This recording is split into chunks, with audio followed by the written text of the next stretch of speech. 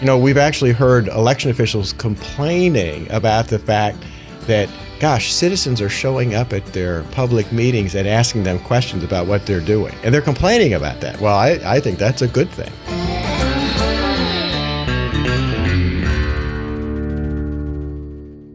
Welcome back to the Kevin Roberts Show. As you know, if you are a regular member of the audience, sometimes we're able to have really long conversations with people. And other times, because of the nature of current events, we have an abbreviated conversation. My guest in this episode is a friend and a colleague, and I would sit here and talk to him for 7 or 8 hours. In fact, we do that some months over a period of several meetings. But my friend and colleague, Hans von Spakovsky, who is our election law specialist, senior legal fellow, is my guest this week. Hans, thanks so much for making time for this. Sure, happy to be here. And you're looking at me saying, "Oh, Kevin, you're the president of the Heritage Foundation. You're the one with the time." But if people really knew the truth, they would know you're the guy who travels a lot. You're the guy in the trenches on election law. And I have come to know, even prior to my arrival at Heritage, are way too humble to admit to this, but you are one of the 2 leading experts in election law in this country. And it's a privilege to have you here. Well, thank you very much. I appreciate that. So people who are tuning in, whether they're listening or whether they're watching, know that election reform has been a big part of our priorities for many years, well before 2020. Right. And although if you look at polls, you see that election concerns have sort of diminished in the priority ranking of Americans, and that's probably because of the worry we have about the repercussions of Biden being in office. Right. But that is not a way to say that we should forget about the problems surrounding elections. So why don't you give us a 30,000-foot overview of where things stand today, right. In particular, some progress that's been made. Well, actually, a lot of progress has been made. First of all, the track has been, there's been a federal track and a state track. At the federal level, thank goodness, the huge bill that Nancy Pelosi and the Democrats wanted to push through, H.R. 1, which would have rewritten all the rules on elections across the country, including doing things like banning all voter ID laws, got stopped. It was successfully filibustered in the Senate. On the state side, and that's really where the action is, because as you know, states have been administering our elections since our founding. Many states have passed good reforms intended to increase the security and integrity of the election process. Now, there are, of course, exceptions to that, like California and New York, which probably have some of the worst systems in the country. But other states have passed reforms, made good improvements. Just a quick example is Georgia, for example, Texas. They had good voter ID laws in place, but they only applied to in-person voting. And of course, what happened in the 2020 election? We had this huge increase in absentee ballots. They've extended that ID requirement to absentee ballots, and they've done it in a way that any voter can easily comply with. What's happening right now is that those reforms in many states are being attacked in the courts. But again, we have states putting up very good fights to keep those in place. And not only are they being sued by, frankly, radical left-wing organizations, but unfortunately the Biden Justice Department has gotten in. I know folks will have a hard time believing this, but the Justice Department just sued Arizona. Why? Because they passed a law saying that election officials are supposed to do what?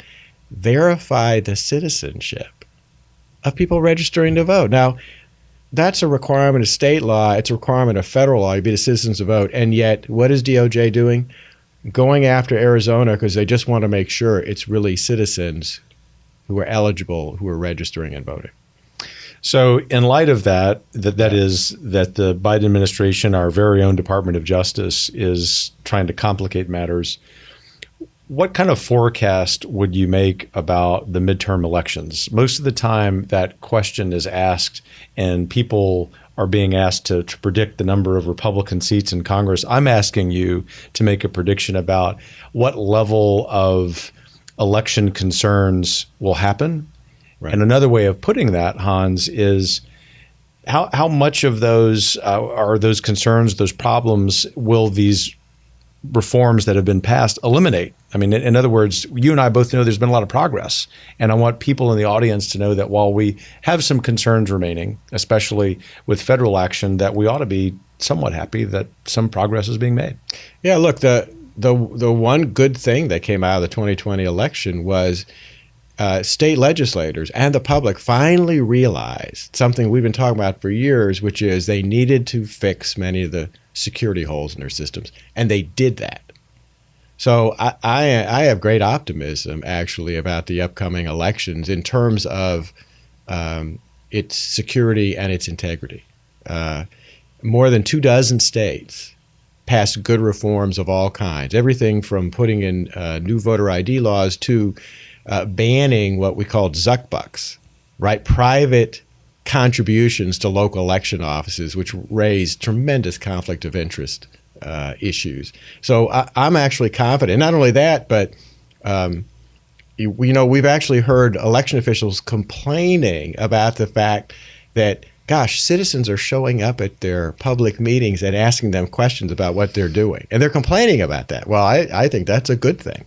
It is a good thing. And one of the things we try to do at Heritage is to make sure that our research products are tools in the toolboxes for individual Americans. And I'm on the record of saying, of all of our recent research products, that probably the one at Heritage that's been the most influential is the Election Integrity Scorecard, which was your project. Of course, you had the help of a lot of our colleagues.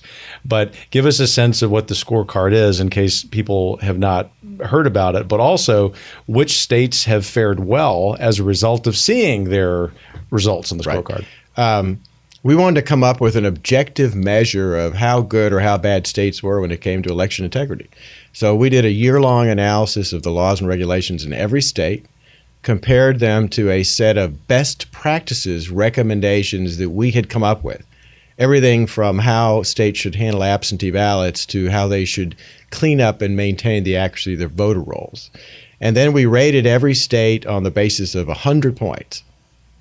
And it probably doesn't surprise people that some of the worst states in the country, unfortunately, are blue states, California and New York being at the bottom of the list in terms of just having the worst laws in terms of maintaining security.